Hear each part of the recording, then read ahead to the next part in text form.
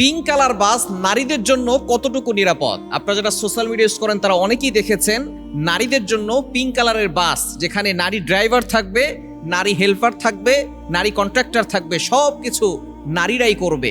বাংলাদেশের ইতিহাসে এই প্রথম নারীদের জন্য এভাবে বাস নির্ধারণ করে দেওয়া হয়েছে। জনাব তারেক রহমান প্রধানমন্ত্রী সাহেব, আমরা তাকে থ্যাঙ্কস জানাই, ধন্যবাদ জানাই। তিনি যে কাজটা করেছেন অবশ্যই ভালো একটি কাজ হয়েছে। কেননা বর্তমানে অনেক নারীরা আলহামদুলিল্লাহ সঠিক পথে ফিরে এসেছেন, তারা দেখা যাচ্ছে সঠিকভাবে পর্দা করা শুরু করেছেন। কিন্তু বর্তমানে আমাদের ঢাকার ভিতরে যেই পরিমাণে বাস আর যেই পরিমাণে জ্যাম হয়, লোকের এত ভিড়, দেখা যাচ্ছে নারীরা যারা সঠিকভাবে পর্দা করেন তারা হেনস্থার শিকার হন, অনেকেই হেনস্থার শিকার হন। এজন্য নারীদের জন্য যে আলাদা বাস করা হয়েছে, আলাদা সব কিছু থাকবে, নারীরাই সেটা করবে।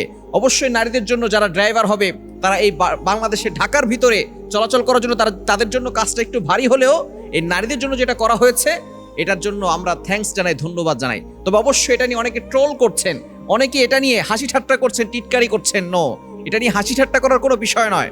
বাংলাদেশের ভিতরে এই প্রথম নারীদের জন্য কেউ আলাদা কিছু করেছে।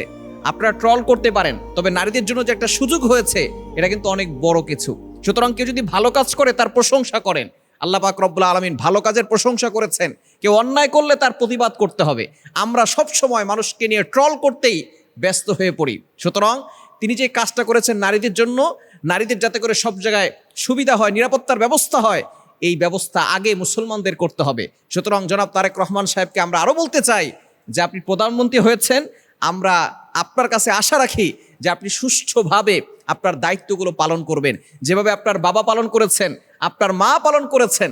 আমরা তাদেরকে মহব্বত করি যারা ইসলামকে ভালোবাসে, ইসলামকে মহব্বত করে।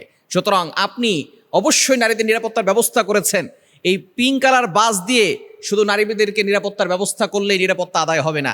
নারীদেরকে নিরাপত্তার ব্যবস্থা যদি বাস্তবায়ন করতে চান তাহলে সংসদে কোরআন ঢুকাতে হবে। কোরআন দিয়ে সংসদে যদি পরিপূর্ণভাবে কোরআন বাস্তবায়ন করা হয় এবং প্রত্যেকটা শাসন যদি কোরআন দিয়ে হয় তাহলে অবশ্যই নারীরা নিরাপত্তার ভিতরে থাকতে পারবে। জনাব তারেক রহমান সাহেব, প্রধানমন্ত্রী সাহেব, আপনি কিন্তু এই যে রামিসার ব্যাপারে যারা অন্যায় করে তাকে দুনিয়া থেকে বিদায় করেছিল, আপনি কিন্তু তাদেরকে কথা দিয়েছিলেন যে আপনি মৃত্যুদণ্ড কার্যকর করবেন, কিন্তু তার মৃত্যুদণ্ড হয়েছে কিন্তু এখনো কার্যকর হয় নাই। সুতরাং একজন প্রধানমন্ত্রী চাইলেও কিন্তু কোনো জিনিস কার্যকর করতে পারে না। আমাদের বিধানগুলো, আইনগুলো কোথায় গিয়েছে?